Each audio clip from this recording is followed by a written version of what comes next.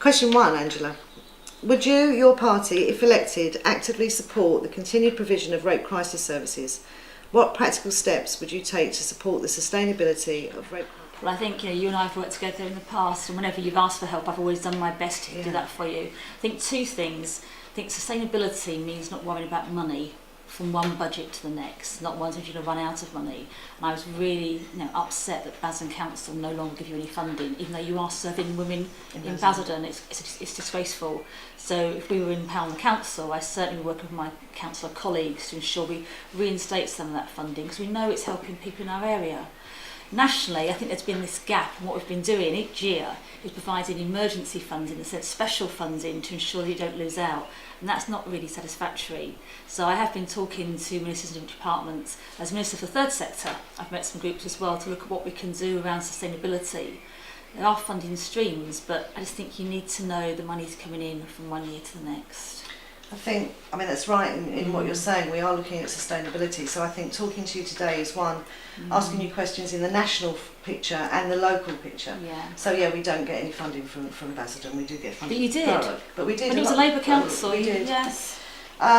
So nationally, I think what we're suffering from is the gap between national policy and local practice. So the message from national from government is that everyone should go local. Rape crisis groups should go local for their funding and should go local to raise the issues of sexual violence. But there's nowhere local to go. Well, there are, but the people locally aren't listening. It's a real problem where local areas and local councils should better understand the needs in their area. The logic tells you that's the case. And I think it's just bitterly disappointing when we see local councils not responding, not listening and not supporting you. So I think for us, we've just got to win more seats locally to make sure we can do more to help. So one of the main sticking points is the whole issue about targets. So there are no targets to attach things to. There are targets around domestic violence, but there are no targets linked to sexual violence. And as a rape crisis group, we need to communicate with our CDRPs, which we do, but they have no targets. So it solely depends on the understanding of players within those partnership forums. If they understand sexual violence is an issue, then usually we can actually talk about needs and get needs met. But if they don't understand, there's no point. So we would need, if you are elected, to raise this further and start looking at how we bridge the gap between policy and practice. I have been doing, I'll continue to do so. I think, I'm glad you've mentioned targets, because I'm actually very supportive of targets. They're guarantees for people. People are critical of targets, but if we don't have targets or guarantees for people who need help, they often don't get that help. So yeah, certainly we'll continue to take that issue up. But I think making the case to the crime and disorder reduction partnerships is, you've got a group of people there who will listen, because they're dealing with these issues on the ground themselves in many cases. So you've got some of the professionals that you will have to work with. They're there, and perhaps they can do some more with local authorities as well. Because they recognise the importance of your services, so why aren't the local councils recognising it in the same way? So in the future, depending on what world we're living in after May the 6th, then we would need to do some more work, both nationally and locally, to ensure these gaps are met, and that you would assist us in that too.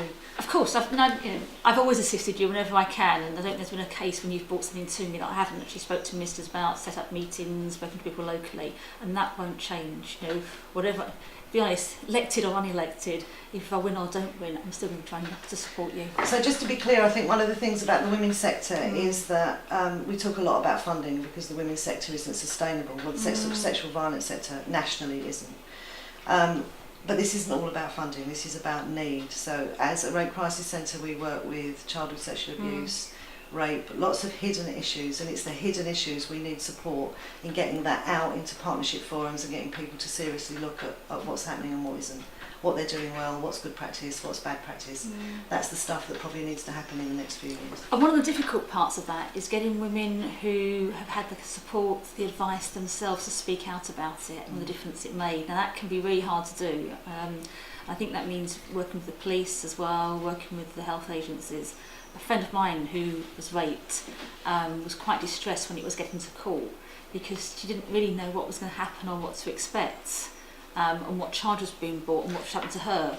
And all these things sort of mesh together in saying, well, if someone's been through it themselves, they can better advise and help and support somebody else. That's right. So peer-to-peer support type things. Peer-to-peer support is crucial, Yeah. but also for people who, perhaps it's new to them, they don't understand the issues.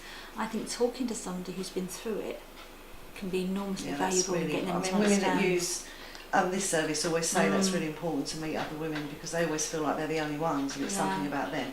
But it's a good example that you've used about going to court, because women often say that going to court is often as bad as the rape itself because they have to. Next question. Would you agree with the statement that support for women and girls to rebuild their lives after rape must be a right, not a privilege? If elected, would you, your party, actively support the provision of rape crisis services that provide a safe, women-only space because rape disproportionately affects women? It has to be women only. If someone's been a victim of rape, they need to be somewhere where they feel safe, they feel secure, they can talk to people who understand. And most women may feel comfortable in a mixed gender environment, but a lot won't. I think you always have to be on the side of caution and support for the women. The only person that matters in all of this is the person who's been a victim, and helping them become a survivor and not continue to be a victim. So yeah, definitely. The reasoning behind that question is that we've experienced it ourselves quite a lot because we're a women-only service, and that's not to say that we actually work with husbands who refer their wives, their daughters, brothers who bring their sisters. So to say women only, our direct provision is women only. We will provide a service to the community. But you show if there's men or boys who need help or support, you signpost them on, to where or we they do the work because there is nowhere to signpost them on too. But whenever we talk about women's need and women's women-only services, it's quite common that the knee-jerk reaction to that is, what about men? So we find ourselves having to continually justify that we're working with women. And often we're told that men that have been assaulted or boys that have been assaulted, it's far worse. So we always say it's not worse, it's different, and it's equally as bad, but it is different. But for some reason there is this knee-jerk reaction about women. I think services. Some people also use equality as an excuse, and they say you've got to be equal and treat everyone the same. You can't treat everyone the same in these circumstances. And I've had some discussions with groups from other parts of the country on this very issue of why it is essential and it's important that women can advertise a women-only service on certain issues.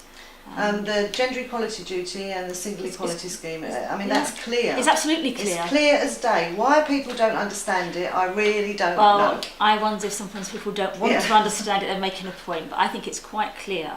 But I think the difficulty is that groups like yourselves have to explain it time and time again. So the more clarity we can get around that, but there's examples where you do need to have women-only services.